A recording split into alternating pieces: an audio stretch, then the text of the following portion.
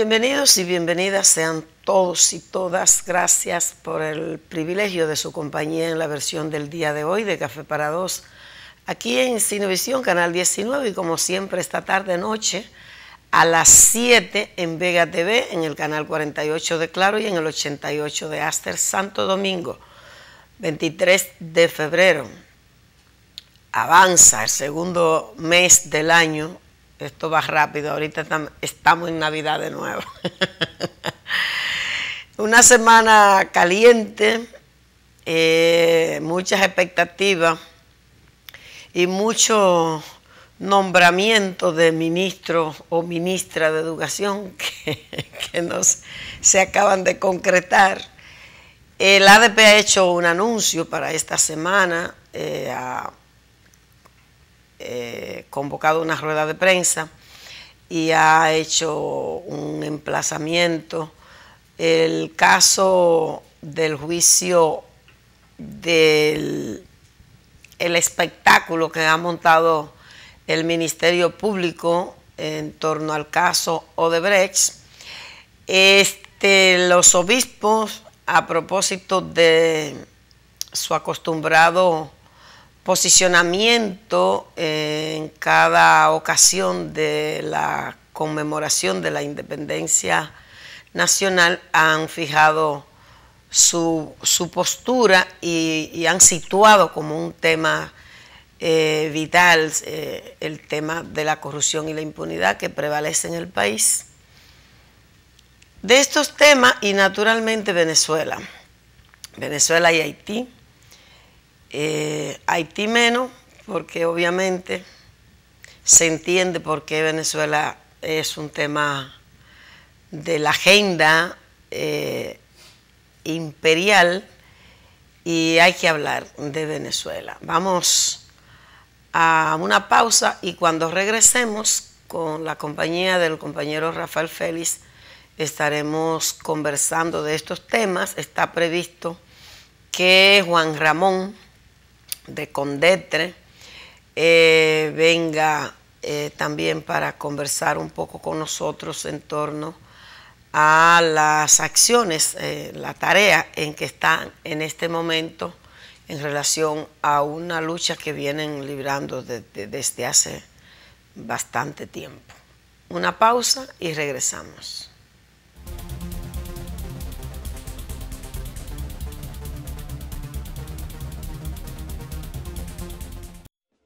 El INAVIMA tiene como compromiso coordinar un sistema integrado de seguridad social y mejoramiento de la calidad de vida para el personal docente del sector público y de sus familiares, tanto activos como pensionados y jubilados. Los servicios que ofrece el INAVIMA son jubilación por tiempo en servicio, pensión por discapacidad, pensión por sobrevivencia, plan de retiro complementario, plan odontológico magisterial, seguro funerario, préstamo maestro digno exclusivo para jubilados.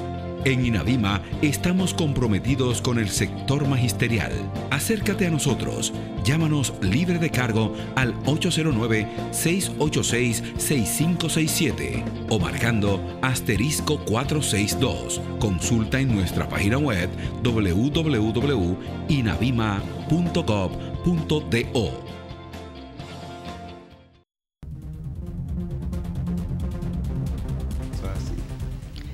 Gracias por seguir compartiendo con nosotros el contenido de hoy de Café para Dos. Rafael, ¿se calienta la pista? Así mismo es. Yo creo que hay que decir que anoche yo me reí con las declaraciones tan envalentonadas y veloz con que salió el vocero de prensa, del vocero de comunicación, que a veces uno no sabe, porque hace mucho que yo no lo veía, porque Peralta parece más todo que Marchena de comunicación, vocero.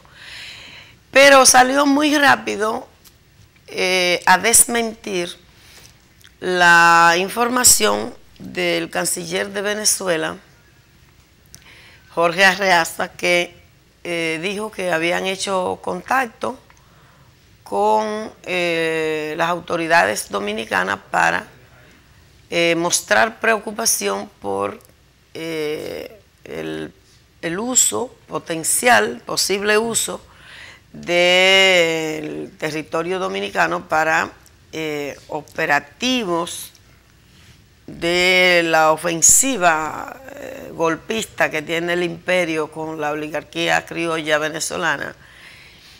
Y rápidamente Marchena salió diciendo que eso era absolutamente falso, categóricamente falso, que lo desmentía el gobierno dominicano y que reiteraba su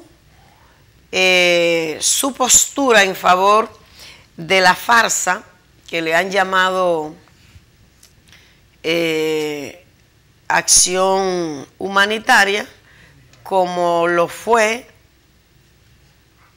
aquella que hicieron a favor de Nicaragua los Estados Unidos, y que lo que en lugar de ayuda humanitaria lo que llevaban eran armas para los contras en Nicaragua en época del sandinismo.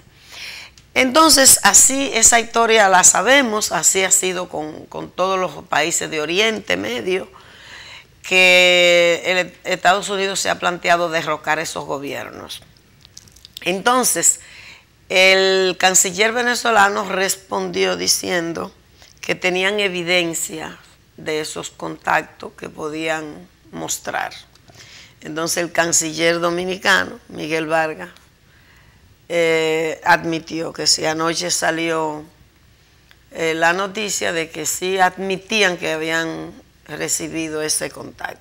Yo pregunto, ¿qué lambonismo y cuál es el afán de las autoridades dominicanas de montarse en esa ola golpista? Hay una deuda grande ahí, María Teresa, que están pagándole con el apoyo a esa acción en contra de Venezuela. No hay duda de que es así. Algún día uno después lo verá en la historia de por qué razón el gobierno de Danilo Medina ha decidido acompañar al imperio, ¿te entiendes?, en esa aventura en contra de un pueblo latinoamericano que por demás ha sido históricamente solidario con la República Dominicana. Es más, la Constitución de la Independencia Nacional está íntimamente vinculada con Venezuela, y nuestro padre de la patria finalmente su refugio lo encontró allá, y su familia. Pero además de eso, de manera muy concreta y muy reciente, los gobiernos del PLD han sido beneficiarios de las políticas de solidaridad del pueblo, de ese proceso de los gobiernos chavistas. Es decir, al PLD como que menos que a nadie le salía a adoptar una actitud hasta ingrata, claro, y de entreguismo tan grosero, porque el cuento de que se trata de solidaridad con lo que sufren, no, el problema ahí es ver cómo que se llegó a esto y cuáles son las intenciones reales, porque si así fuera, si es que de repente se han vuelto tan solidarios y tan buenos y tan nobles los Estados Unidos, esa élite de los Estados Unidos, pues ahí está Haití, no se necesita más, ahí está Haití, y ellos son responsables en gran medida de lo que pasa y lo que padece ese pueblo, y sin embargo ahí no importa lo que pase, está clarísimo. Yo creo que hay un video de un comunicador español que es el que a mí me parece que resume de manera más clara lo que pasa en Venezuela. Yo creo que vale la pena compartirlo para que la gente tenga una opinión, o sea, pueda sacar sus conclusiones, porque no hay duda de que hay un cerco mediático, es decir, el imperio y los grandes medios de comunicación convencionales están todos alineados a favor del golpe disfrazado de acción humanitaria en Venezuela. No hay ninguna duda de eso, y se dicen muchas medias verdades mentiras disfrazadas de verdades. Y yo creo que es importante que la gente tenga información adecuada. Y usted saca sus conclusiones, simplemente a partir de estar adecuadamente informado. Vamos a compartir ese video que hace una síntesis, desmonta las 10 mentiras que le han dado la vuelta al mundo para justificar el golpe de Estado en Venezuela. Eso es más allá de si a usted le gusta o no le gusta Maduro, que no es lo que está en discusión. Lo que está en discusión es si se apoya una intervención grosera, evidentemente decidida en Washington y no por los venezolanos, que es como debería ser. Mientras que hay posturas sensatas, como la de la propia Naciones Unidas, que dice no hay un gobierno constitucional allí y la apuesta tiene que ser el diálogo. Porque ahí lo que tienen, evidentemente que es una sociedad que está polarizada y la única salida que puede dar resultado es que se sienten en una mesa y discutan y se comprometan con el rumbo que le van a dar a ese país, pero los venezolanos. Eso no es lo que ha pasado ahora. Entonces vamos a escuchar y a ver con atención este video, que yo creo que lo más es que en una síntesis apretada pone en relieve lo que está pasando en Venezuela. Vamos a ver. Dicen que la primera víctima cuando llega la guerra es la verdad. Esta frase se la atribuyen al senador estadounidense Hiram Johnson y fue pronunciada por vez primera en 1917, durante la Primera Guerra Mundial. ¿Acaso no se puso en marcha la guerra de Irak con la mentira de las armas de destrucción masiva?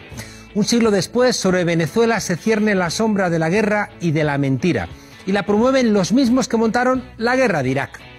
Desde hace mucho tiempo se vienen arrojando muchas falsedades sobre el gobierno legítimo de ese país. Guste más o guste menos lo que hace el presidente Maduro. Hoy trataremos de desmontar en 10 sencillos puntos o verdades esto que se quiere presentar como ilegítimo. No levantarás falsos testimonios, ni mentirás.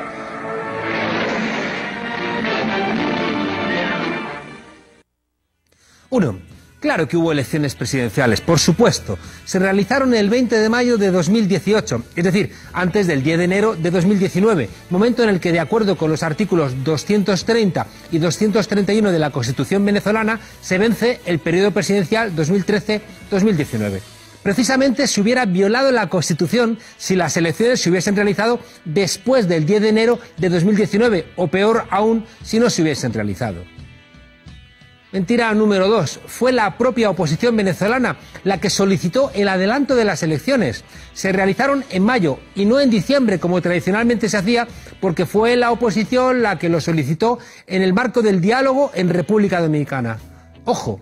Y además fue la propia Asamblea Nacional Constituyente la que convocó el adelanto de la elección presidencial para así dar el marco legal.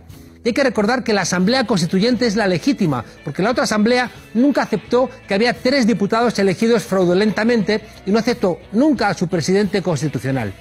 Tampoco conviene olvidar que por aquel entonces el terrorismo de la lucha callejera, lo que allí se llaman las guarimbas, costó 114 muertos.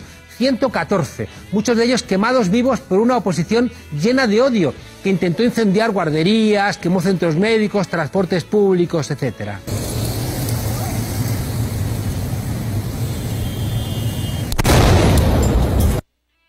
Tercera mentira. En Venezuela el voto es un derecho, no un deber. Quienes de manera libre, aunque influenciados por algunas organizaciones políticas no democráticas, decidieron no participar, estaban en su pleno derecho. Pero esa abstención en absoluto invalida el proceso electoral. Eso implicaría faltar el respeto a los más de 9 millones de venezolanos que sí votaron. Claro, cuando sabes que vas a perder, dices entonces que no te presentas y quieres invalidar todo el proceso. Eso se llama, señores de la oposición, hacer trampas. Cuarta mentira. En aquellas elecciones participaron 16 partidos políticos. En Venezuela no es obligatorio que los partidos políticos participen en los procesos electorales. Que 3 partidos decidan libremente no participar no ilegitima el proceso electoral, aunque tengan detrás a mucha gente. Mentira número 5. Fueron 6 los candidatos que se presentaron: Nicolás Maduro, Henry Falcón, Javier Bertucci, Reinaldo Quijada, Francisco Visconti Osorio y Luis Agendro Ratti. Sexta mentira. Maduro ganó con un amplio margen, obtuvo más de 6 millones de votos, 6.248.864 votos para ser exactos. La diferencia entre Maduro y Henry Falcón, que quedó segundo, fue de casi un 47% de votos. Parece que algunos querrían eliminar físicamente a 6 millones de venezolanos, igual que antes eran invisibles los pobres de los cerros. Y aquí, salvo que me corrija el gobierno, salvo a la OEA, se ha invitado a todo el mundo a vivir el proceso electoral. O sea, no tiene expertos la Unión Europea, hoy con los medios que hay, y Naciones Unidas y todas estas organizaciones, para saber si unas elecciones se producen correctamente. Claro que los hay. Mentira número 7. Quien no estuvo fue porque no quiso. Acompañaron aquel proceso electoral unas 150 personas, entre ellas 14 comisiones electorales de 8 países, 2 misiones técnicas electorales, 18 periodistas de distintas partes del mundo, un europarlamentario y una delegación técnico-electoral de la Central Electoral de Rusia. Claro que sería genial que hubiera habido más gente, pero lo que no puede ser es que no participes para intentar ilegitimar un proceso y luego decir que claro, que como no había observadores de tu país, aquello no ha sido justo. Mentira número 8, y este es un punto muy importante. Las elecciones se realizaron con el mismo sistema electoral que fue empleado en las elecciones parlamentarias de diciembre de 2015, en las cuales resultó ganadora la oposición venezolana. A ver si el sistema vale cuando gana la oposición y no vale cuando pierde. Un sistema que es automatizado, que es sometido a auditorías antes, durante y después de los comicios. Un sistema que garantiza el principio de un hombre y una mujer un voto, porque solo con la huella dactilar se desbloquea la máquina de votación. Luego Estados Unidos y Canadá amenazaron a esa empresa diciendo que nunca le iban a contratar para que se desdijera a sí misma. Claro, es el mercado, amigos. Mentira número 9. Se realizaron 18 auditorías al sistema automatizado. Los representantes del candidato Henry Falcón participaron en las 18 y suscribieron las actas en las que manifestaban su conformidad con el sistema electoral. Para los más escépticos, las auditorías son públicas, televisadas en vivo por el canal del Consejo Nacional Electoral. Y una vez realizadas las auditorías, el sistema se bloquea y la única manera de acceder nuevamente es con la introducción simultánea de códigos secretos que tiene cada organización política. Por tanto, es imposible manipular ese resultado. Y punto número 10. Ninguno de los candidatos que participó en el proceso electoral impugnó los resultados. Las elecciones presidenciales del 20 de mayo de 2018 fueron libres, transparentes, confiables, seguras y ajustadas a la Constitución, mucho más que las norteamericanas, donde hay millones de votantes, casi todos negros, a los cuales no se les permite ni siquiera acceder al voto. Y recordemos lo que pasó en Florida. Son otros los que pretenden en Venezuela ahora usurpar el cargo de presidente de la República con el argumento de un supuesto vacío de poder. Nombrados en una manifestación. Vacío de poder. Es decir, que ellos llaman a la rebelión, a la lucha callejera y en mitad del fragor ocupado por los medios de comunicación que quieren tumbar al gobierno de Venezuela, dicen que hay un vacío de poder. Pero hemos visto todos que el presidente Maduro sigue en el Palacio de Miraflores. Multiplicar la verdad. Nosotros venimos de las calles, del pueblo profundo, y a este Palacio Presidencial llegamos hace 20 años con los votos del pueblo. Y a este Palacio Presidencial hemos estado y estaremos con los votos del pueblo, que es el único que elige presidente constitucional en Venezuela. Lo del vacío de poder, por cierto, lo dicen los que prenden fuego a policías en Venezuela y son los mismos que piden cárcel para la gente de Òmnium en Barcelona porque se subieron encima de un coche de la policía. Lo de la doble vara de medir ya se está quedando corto. La figura de un gobierno de transición, como están planteando, no existe. Hay una constitución vigente que hay que aplicarla. Claro que la política marca los términos y claro que no es posible seguir en Venezuela con un escenario de polarización constante. Claro que hay que buscar soluciones. Pero por eso lo relevante es la mediación. Pero la oposición no quiere e insultan a Zapatero o a México porque se están ofreciendo como mediadores. Es mejor promover que se maten.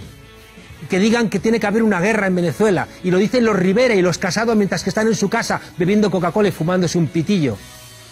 Por si fuera poco, los opositores pretenden además ejercer el poder desde fuera de Venezuela, violando el artículo 18 de la Constitución que establece que es Caracas la sede de los poderes públicos. Normal, igual que es Madrid o es Barcelona la sede del poder público español o catalán. Los que se burlan de Puigdemont y Waterloo son los que están pidiendo gobernar desde Washington. Por lo tanto, lo que es ilegítimo y constituye un intento de usurpación es que algunos sectores de la oposición pretendan acceder al poder apoyados por gobiernos que se han caracterizado por invadir más de 100 veces a los estados del sur. Es decir, que Estados Unidos, que ha dado golpes en Honduras, que ha dado golpes en Brasil, en Chile, siguen dando golpes ahora. Y claro, hay gente de la oligarquía venezolana encantada, igual que el fascista de Bolsonaro también está encantado, igual que Macri con profundos problemas de ilegitimidad en su país, igual que Lenín Moreno en Ecuador con profundos problemas también de paz social porque está aplicando políticas neoliberales. Todos estos irresponsables son los que están convocando en Caracas un choque donde van a estar el demente de Trump, pero cuidado también ya el reactivo Putin y el implacable Xi Jinping. Quieren que sea Venezuela el espacio de confrontación entre los intereses chinos, rusos y norteamericanos. ¡Qué disparate! ¡Qué disparate!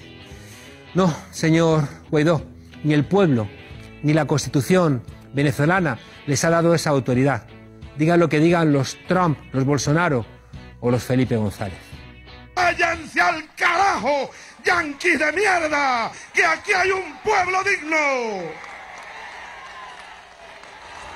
¡Aquí hay un pueblo digno, yanquis de mierda! ¡Váyanse al carajo 100 veces!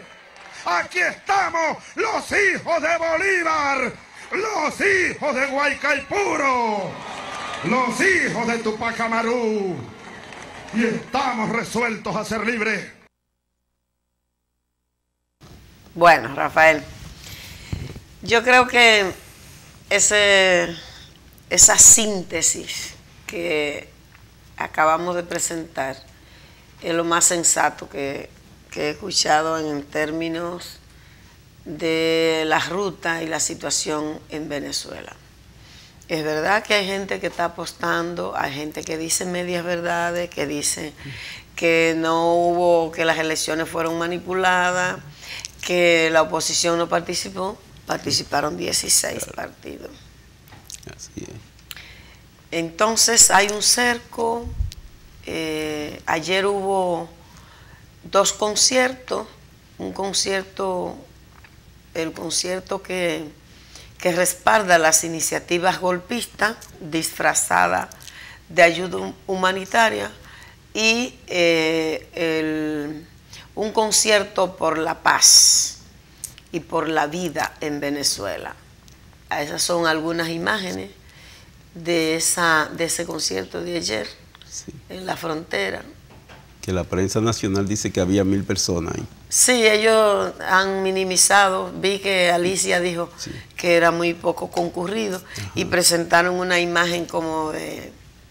Pero bueno, ahí está. Ahí está. El problema es que ya los medios convencionales tienen que dejarse de esa cosa porque hay 1000 formas. Las redes permiten que las imágenes se difundan y más allá de cualquier intento de manipular o cambiar la verdad, hay forma hoy día de saber y de ver lo que pasa en cualquier lugar del planeta. Vamos a hacer una pausa y regresamos con más de Café para Dos.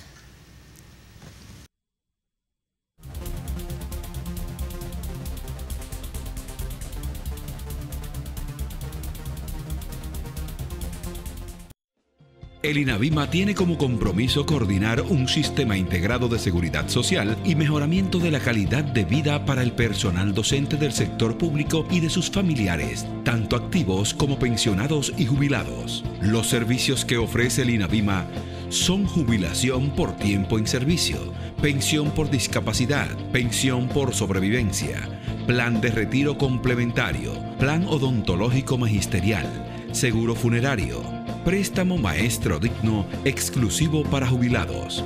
En Inavima estamos comprometidos con el sector magisterial. Acércate a nosotros. Llámanos libre de cargo al 809-686-6567 o marcando *462. Consulta en nuestra página web www.inavima.gov.do.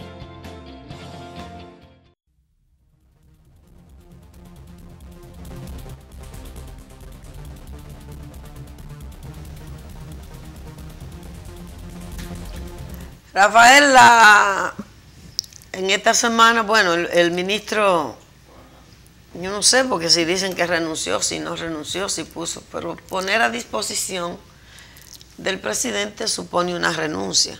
Lo que han tardado en nombrar su sustituto, pero la ADP hizo un anuncio que ha armado un reperpero. ¿Qué es lo que? Cuéntenos. Bueno, María Teresa, el hecho cierto es que el ministerio se ha seguido caracterizando por no cumplir los compromisos.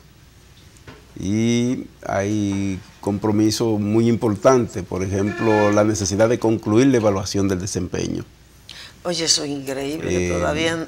Desde el 2017 estuvimos trabajando en evaluación del desempeño y aún hoy tenemos, yo diría, más de 20.000 docentes que no acaban de recibir su incentivo por evaluación o su retroactivo.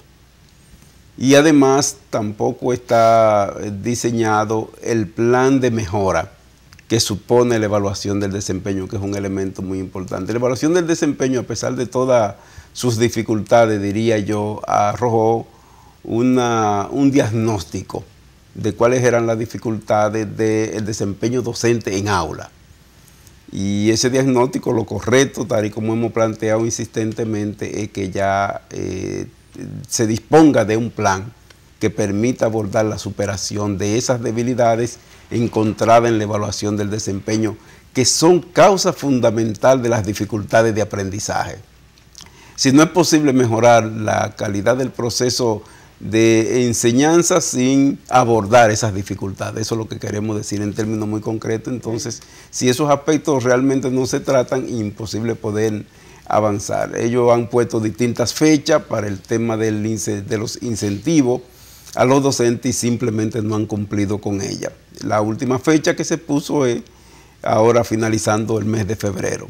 ¿Y tampoco lo van a cumplir? Se han dicho múltiples informaciones y lógicamente el sindicato ha reaccionado frente a eso, no tiene de otra que no sea reaccionar frente a eso, y hemos emplazado al gobierno, porque la negociación más que con un ministro, con un gobierno. Sí, claro. Evidentemente, y hemos emplazado al gobierno a una solución definitiva a esos y a otros temas que también han estado pendientes, incluyendo los vinculados a la situación de los pensionados y jubilados, jornada escolar extendida, que sigue siendo un verdadero drama para maestros y para estudiantes. La forma en que está configurada la jornada escolar extendida, frente a la cual también se han hecho propuestas de cómo mejorarla, que yo creo que esa es la tarea que va. 3 acciones se han previsto de parte del Comité Ejecutivo Nacional. Uno el próximo día 28. ¿Ese jueves? Ese jueves, exactamente, estaremos en una jornada nacional de brazo caído. Brazo caído implica que ese día no estaremos trabajando directamente con los estudiantes, pero sí estaremos dialogando con las comunidades sobre la situación que se vive en la escuela dominicana hoy, y otras tantas acciones que se estarán orientando para que en distintos puntos del país el magisterio esté también reflexionando y buscándole soluciones a las situaciones que vive la escuela dominicana. Es, digamos, un espacio que estará siendo ocupada en una labor necesaria de entender los acontecimientos que ocurren y, lógicamente, que el magisterio pueda, junto con la comunidad, poder abordar soluciones específicas, las posibles en este caso. La segunda acción prevista está para el día 1 de marzo, que será una gran concentración que estaremos haciendo frente al Ministerio de Educación. Ahí estamos convocando a todos los compañeros y compañeras maestras del país. Ese día es lunes. Okay.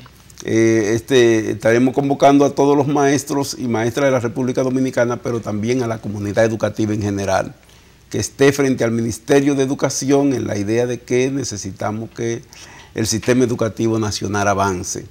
Estamos también invitando a las demás organizaciones que agrupan otros actores también del Ministerio y organizaciones de la sociedad que de seguro estarán acompañándonos ese día. Para el día 6 estaremos convocando el Pleno Nacional de Dirigentes a los fines de poder afinar una ruta que le dé continuidad al esfuerzo de lucha del magisterio por la conquista del magisterio y por la necesidad de la mejora de la educación en la República Dominicana.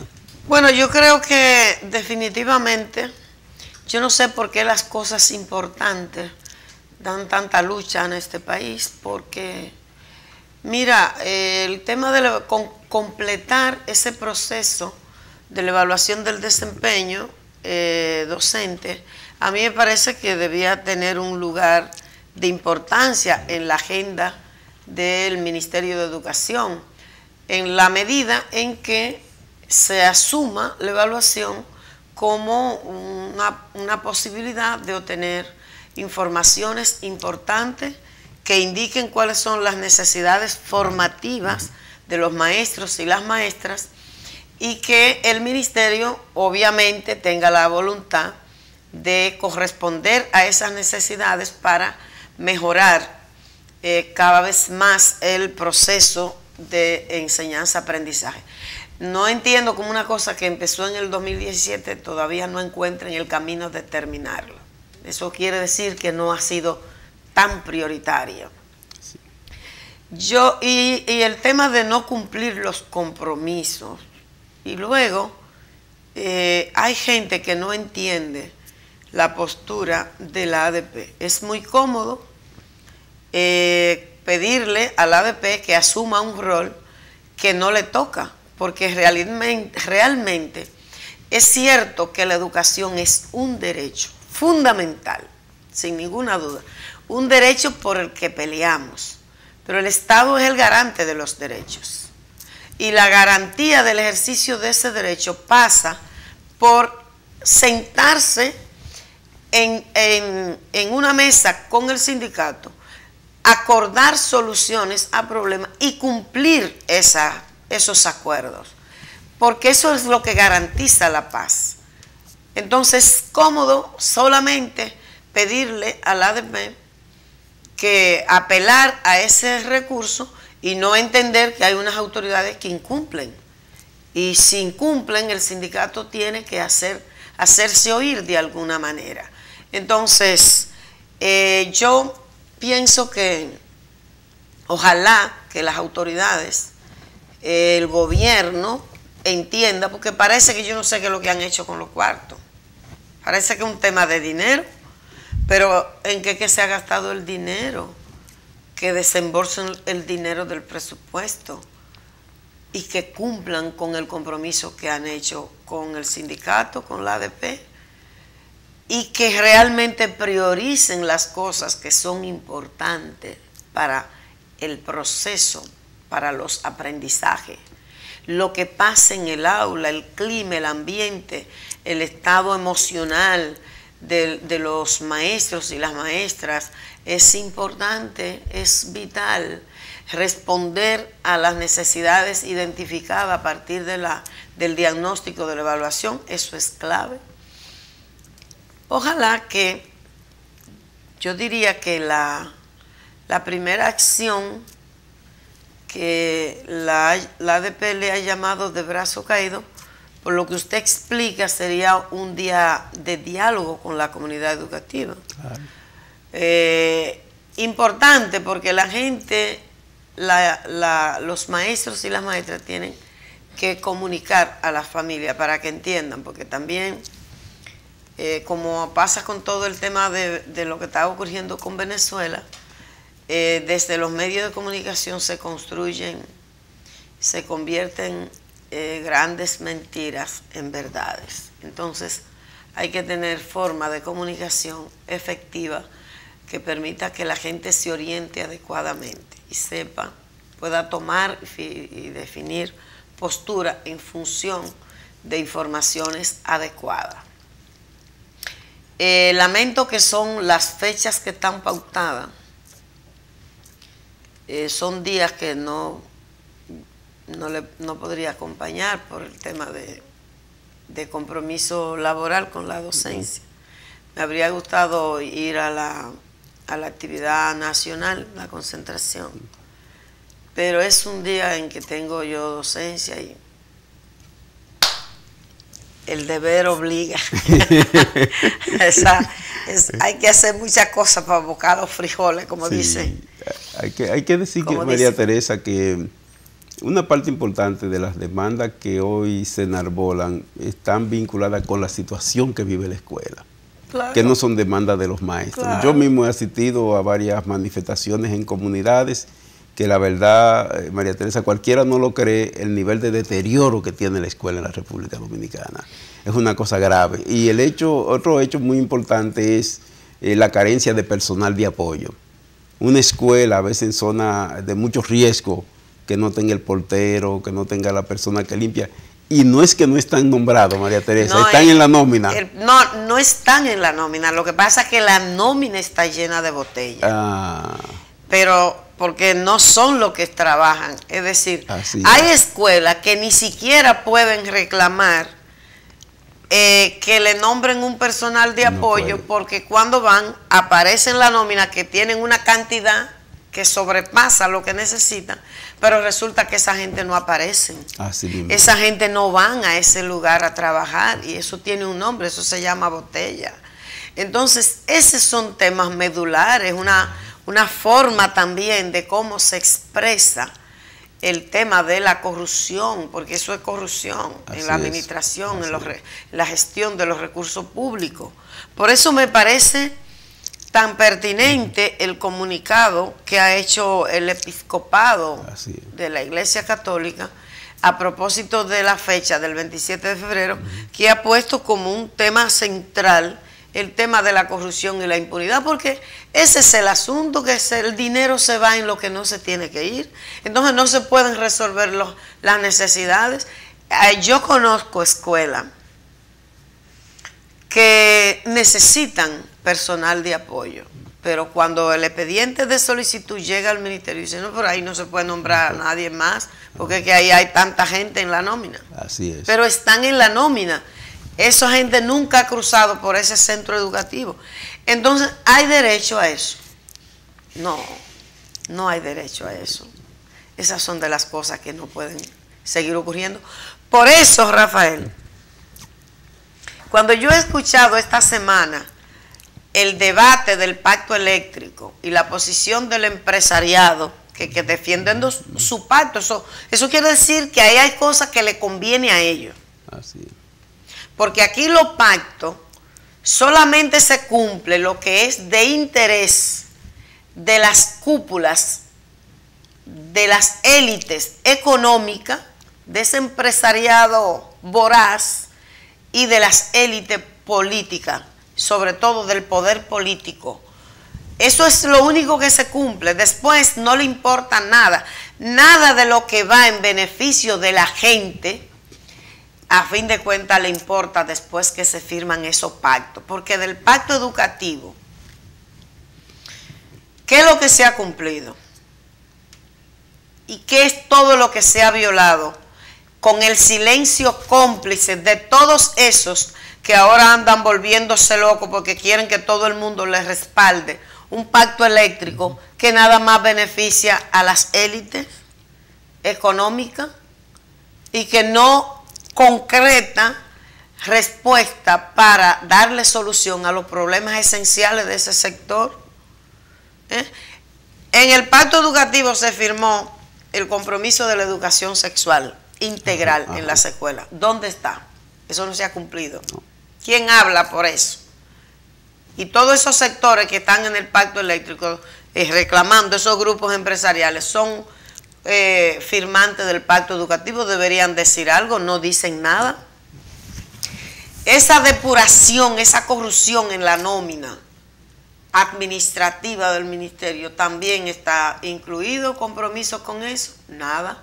El concurso para técnicos, directores de distritos, directores regionales y todos y maestros, los docentes, maestros, directores de escuela, ese es otro compromiso. ¿Cuánto hace que no se hace un concurso para maestros, maestras y directores de centro? Y no pasa nada. Y el ministro que firmó el pacto educativo, que fue Amarante Baré, que en una de las asambleas del pacto, oiga bien, en una de las discusiones del pacto dijo, al que viola el pacto no le pasa nada, eso no pasa nada, es un tema, es un compromiso moral, pero no es que me va a pasar nada si yo violo el pacto. Lo dijo así, atento a broma, pero resulta que el 30 de diciembre de ese mismo año, él violó el pacto educativo, nombrando 550 técnicos de un solo plumazo, sin concurso, a pesar de que era categórico el pacto educativo. Entonces, aquí hay gente que tiene una doble moral, y esos grupos empresariales, fundamentalmente ellos, y se vuelven locos y andan que se va a caer el mundo, y han querido hacerle una encerrona al PRM por la posición que adoptó, que fue correcta. Por fin fue correcto que no firmara ese pacto y pusiera las condiciones que puso, porque no fue que dijo que no lo firmaba, sino que puso condiciones. ¿Y por qué se niegan a eso? Pero esa misma gente firmaron el pacto, esos grupos empresariales, el pacto educativo, y vieron que el ministro violó groseramente, Carlos Amarante Baré, ese pacto, y se quedaron callados. Y Navarro también. Sí, pero primero ese, sí. Y no dijeron nada, y después se ha violado porque no se cumple una serie de compromisos que están ahí, y con el mismo concurso, claro. Y tampoco han dicho nada. Es decir, que ellos reclaman la firma de los pactos, pero para que se cumpla nada más lo que es de su interés. Así es. Y lo otro se puede violar y ellos se quedan callados. Así es. Bueno, pero en esta semana también ha estado en el tapete, Rafael, el caso Odebrecht. La Marcha Verde lo dijo de manera muy contundente desde que se presentó esa acusación. Eso es una farsa. Eso es una caricatura de expediente. Eso es un espectáculo lo que se ha montado ahí. Este procurador cree que alguien cree en ese juicio, que anda haciendo propaganda y dando cuenta de que caerá que caiga quien caiga. No, hombre, no. No, hombre, no. Jean Alain, nadie cree en eso. Todo el mundo lo dijo y la Marcha Verde lo puso claro. Eso es un show. Y Miriam Germán, que es la figura de la justicia dominicana que tiene la mayor credibilidad, es decir, nadie cuestiona la integridad, la probidad, la honestidad de Miriam Germán en el ejercicio de su carrera, lo dijo clarito, y eso es lo que hemos visto. Mira cómo van desmontando esa caricatura de expediente que presentaron ahí, y Rúa, como el que no quiere la cosa, la tiró suavecita, así pero es. Dura. Dice, no, sí, yo fui en una comisión a Brasil, por esa comisión que fue a gestionar el refinanciamiento, la encabezaba Danilo Medina, que en ese momento era el secretario de la presidencia. Claro. Y en ese rol encabezaba esa comisión y logramos importante compromiso con el propósito que lo buscaba. La soltó así, como si nada.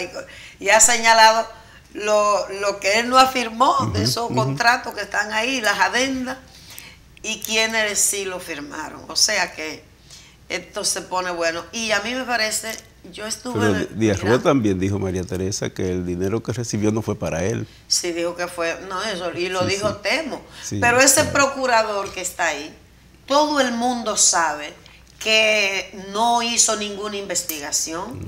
Ese tipo lo que hizo fue que armó las cosas en función de... Vamos a ver cómo callamos esto de la oposición que están apoyando las protestas.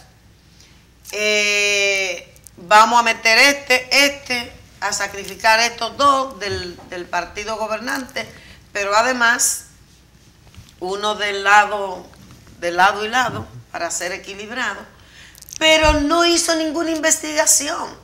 En todos los países envueltos en esa trama internacional de corrupción de Odebrecht, los ministerios públicos que han hecho investigación, se probó lo siguiente, se puso en evidencia lo siguiente, que la empresa, la Odebrecht, mintió en los montos de los sobornos, que donde quiera que hubo investigación resultó que los montos de los sobornos eran mayores a lo que la empresa dijo. Aquí el procurador asumió como una verdad acabada que eran 92 millones de dólares.